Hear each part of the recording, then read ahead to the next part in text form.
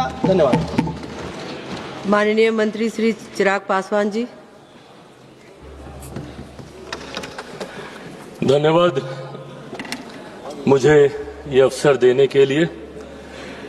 आज मैं मेरी पार्टी लोक जनशक्ति पार्टी रामविलास की तरफ से माननीय स्पीकर साहब के ऊपर आए अविश्वास प्रस्ताव के विरोध में अपनी बातों को रखने के लिए यहाँ पे खड़ा हुआ हूँ।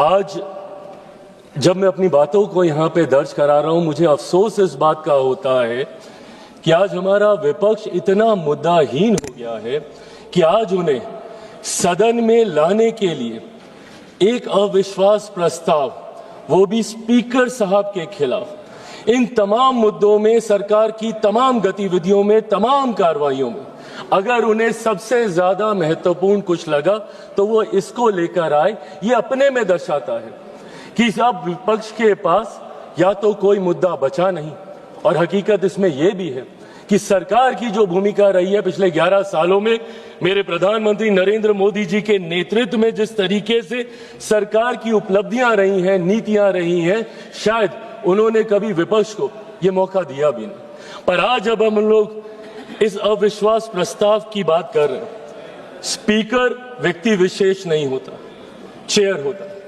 और इस चेयर का सम्मान हम सब करते हैं, हम सबको करना चाहिए। ये चेयर किस आधार पर काम करती है? संविधान के आधार पर। संविधान के आधार पर भारत की संसद, हमारा देश एकमात्र आधार पर चलता है। मेरे प्रधानमंत्री ने अपने शब्दों में इस बात को कहा कि देश चलेगा तो सिर्फ और सिर्फ संविधान के आधार पर चलेगा।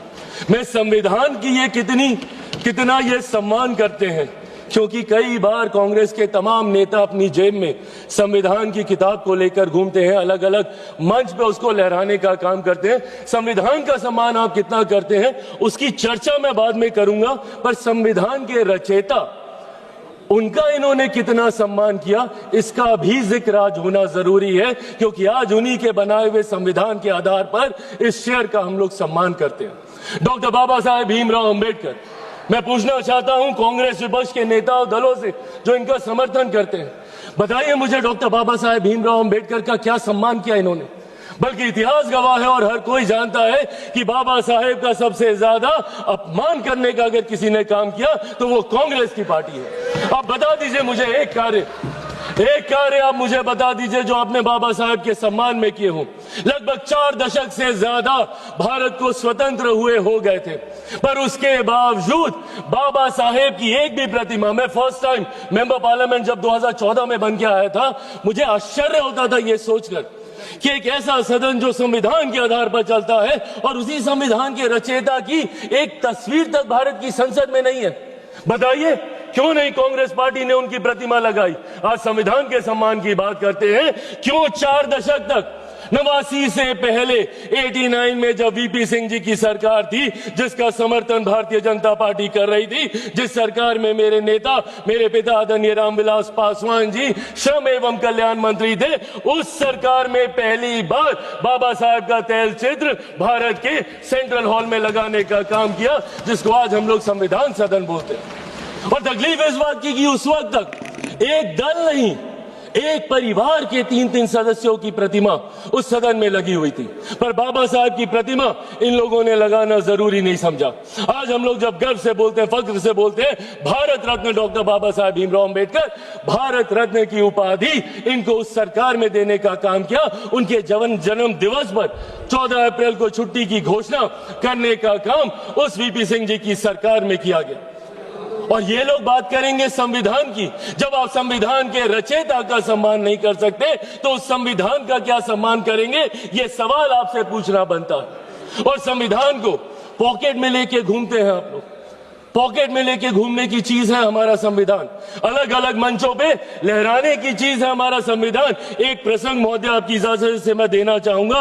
2020 में किसी कारणवश मैं अकेले चुनाव लड़ रहा था बिहार विधानसभा का, और उस वक्त मुझे चुनाव प्रचार के दौरान, क्योंकि मैं गठबंधन से अलग था, तो ऐसे ही विपक्षी दल जितने बिहार के हैं, मुझे कहा जाता था कि मैं अपने चुनाव प्रचार में मेरे प्रधानमंत्री की तस्वीर का इस्तेमाल नहीं करूंगा। उस वक्त मैंने कहा था कि मुझे मेरे प्रधानमंत्री की तस्वीर बैनर पोस्टर होर्डिंग पे लगाने की जरूरत नहीं है, प्रधानमंत्री मेरे दिल में बसते हैं, जरूरत पड़ेगी तो दिल चीर के दिखाऊंगा। और ये है संविधान हमारा, इस लोकतंत्र के मंदिर की आत्मा है संविधान, हमारे देश की रीढ़ है संविधान, 140 करोड़ लोगों का स्वाभिमान है संविधान। कैसे संविधान को आप अलग अलग मंच पे लहराते हैं, उसकी किताब को ये लोग जेब में लेके घूमने का काम करते हैं, और संविधान का सम्मान with all due respect Congress बताएगी, जिन्होंने 1975 में देश में इमरजेंसी लगाकर सही मायनों में संविधान की हत्या करने का काम किया। आज ये संविधान का पाठ हमें यहाँ पे सिखाने आए हैं। और अगर आप संविधान की बात अगर आप करते हैं तो संविधान सिर्फ अधिकारों की बात नहीं करता, जिम्मेदारियों की भी बात करता है। राइट्स एंड ड्यूटीज को पैरेलली लेकर चलने का काम संविधान करने का काम करता है। यहां पे आपको अपने राइट्स याद रहते हैं, आप अपने हकों की बात करते हैं, बोलने का अधिकार, बोलने का अधिकार, बोलने का अधिकार, बोलने का अधिकार। देश विरोधी ताकतों की आवाज बनना कतई नहीं हो सकता, उसे कभी नहीं स्वीकार किया जा सकता। आप बोलने की आजादी की बात करते हैं, अपनी जिम्मेदारियों का भी तो एहसास कीजिए। कितनी बार आपने इस सदन का मंच का इस्तेमाल किया, कीजिए इस्तेमाल, पर सिर्फ एक जिद पे अगर आप अड़ जाएंगे कि मैं बोलूंगा तो इस नियम के तहत बोलूंगा, मैं बोलूंगा तो ऐसे बोलूंगा, अब बोलूंगा तब बोलूंगा। क्या प्रश्नकाल नहीं है मंच बोलने के लिए? क्या शून्यकाल नहीं है मंच बोलने के लिए? क्या अलग अलग डिबेट्स नहीं है मंच बोलने के लिए?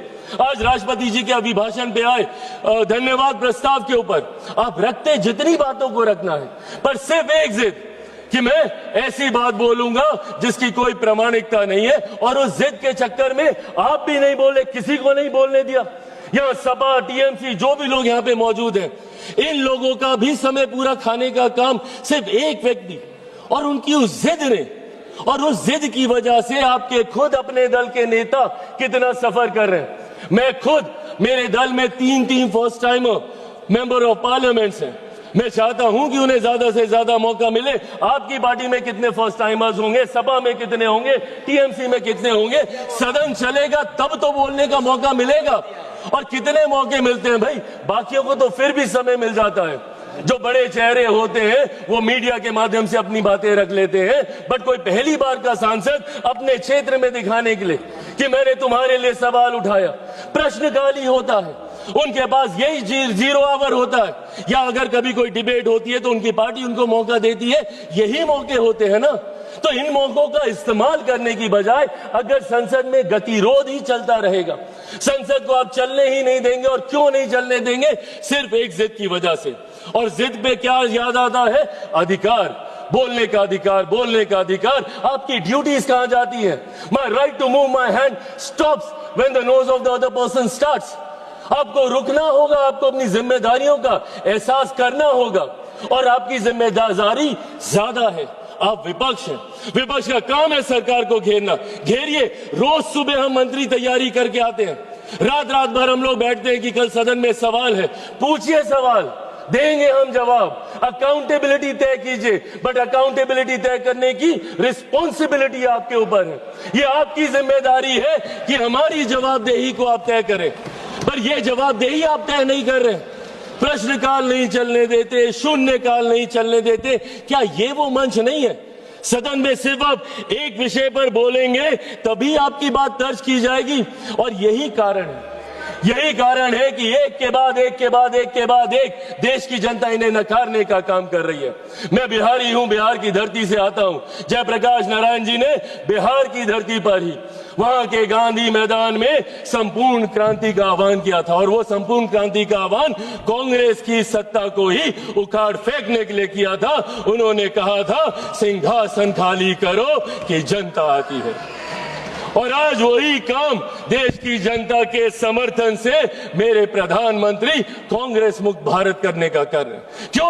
क्योंकि आपका आचरण ऐसा है। इस तरीके के आचरण को कतई नहीं स्वीकारा जा सकता।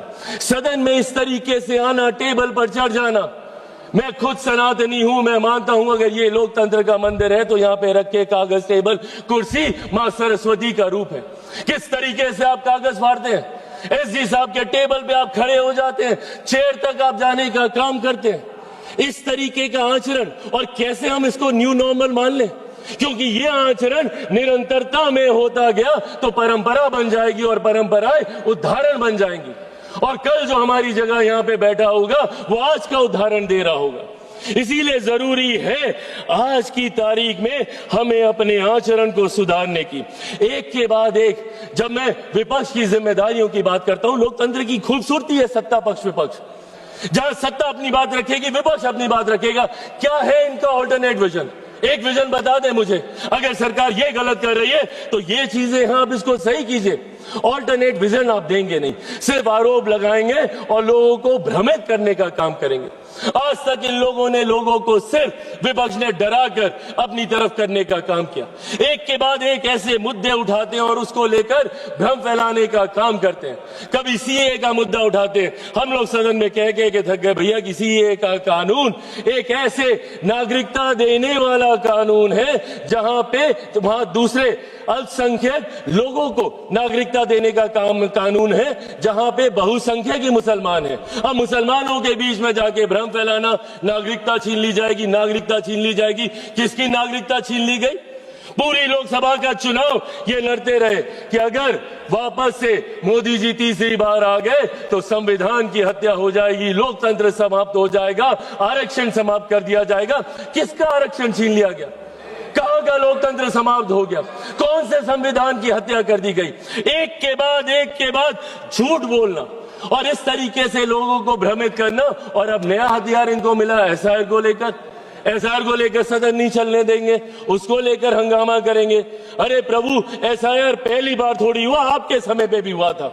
उस वक्त क्या हो गया एसआईआर को लेकर? और एसआईआर का जवाब तो बिहार की जनता ने दिया ना। एलओपी गए थे वहां पे 10-12 दिन वहां पे करके आए और ऐतिहासिक हार वहां पे दर्ज करा कर आए। अपने साथी दलों की भी ऐतिहासिक हार वहां पे दर्ज करा कर आए। हकीकत यह है कि एसआईआर नहीं, जो ये वोट चोरी बोलते हैं, वोट चोरी नहीं, इनका जनादेश चोरी होता जा रहा है और इस बात का एहसास ही इनको नहीं हो रहा। क्योंकि ये अपनी अंतरात्मा में झांक के नहीं देखते। इनको आरोप लगाना है पर आत्ममंथन नहीं करना। इनको दूसरे से सवाल पूछने हैं बट खुद से कभी सवाल नहीं करने, और यही कारण है। और आज एक व्यक्ति का विरोध करते करते, मेरे प्रधानमंत्री का विरोध करते करते अब देश का विरोध करने लग गए।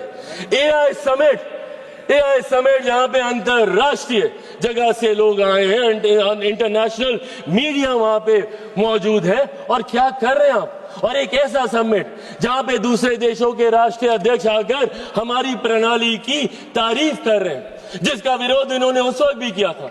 यूपीआई के वक्त इन्होंने कहा था कैसे होगा, एक औरत जो ठेले पे है वो कैसे उसकी पेमेंट करेगी, पॉश मशीन कहां से लगेगी, और आज उसी की तारीफ फ्रांस के राष्ट्रीय अध्यक्ष करके जा रहे हैं। और उस समिट में इन्होंने देश को अपमानित करने का काम किया। डेड इकोनॉमी बुलाते हैं हमारे देश को ये, जबकि दूसरे लोग और अर्थशास्त्री इस बात को मानते हैं कि India is one of the fastest growing economy. Global challenges होने के बावजूद हमारी अर्थव्यवस्था मजबूत होती जा रही है। क्या ये सामान्य बात है कि दहाई के आंकड़े से धीरे धीरे हम लोग करते करते चौथे नंबर पर आ गए? आने वाले दिनों में वो दिन भी दूर नहीं जब हमारा देश दुनिया की तीसरी सबसे बड़ी अर्थव्यवस्था होगा। और ऐसे में आप हमारे देश की इकोनॉमी को और हमारे देश की इकोनॉमी को हमारे ही लोग डेड इकोनॉमी बताने का काम कर रहे हैं। इसीलिए आज इस मंच के माध्यम से बस मैं ये आग्रह करूंगा, एक बार मदद कर दें, कहां पे दे तो दो। इसीलिए आज इस मंच के माध्यम से मैं आग्रह करूंगा और विपक्ष से भी करूंगा, and I think it's our collective responsibility. जहां चुनाव लड़ना था हम लोग लड़ आए, जितने आरोप प्रत्यारोप करने थे हम कर आए, और हमें कई मौके मिलेंगे। अभी फिर असम में मौका मिलेगा, बंगाल में मिलेगा, हर राज्य में मिलेगा। जब तक वन नेशन वन इलेक्शन नहीं आता, हमें हर दूसरे तीसरे महीने हमें मौका मिलता रहेगा आरोप प्रत्यारोप करने का। पर सदन को तो इससे बख्शे। Let it be a collective responsibility of all of us to come together। और यहां पे बात हो, और बात होनी जरूरी है। सहमति असहमति की बात नहीं है, बात होनी जरूरी है। आप अपना पक्ष रखें, हम अपना पक्ष रखेंगे, लोगों को उसके बाद फैसला करने दीजिए। आप राष्ट्रपति जी के अभिभाषण पे आपके पास पूरा समय था, आप राष्ट्रपति जी के सम्मान की बात करते हैं। क्या आप बताइए, उनके अभिभाषण पे आए धन्यवाद प्रस्ताव का इस तरीके से निरादर करना, क्या ये उनका अपमान नहीं था? जिस तरीके से विपक्षी दल बंगाल वो गई थी, जिस तरीके से वहां की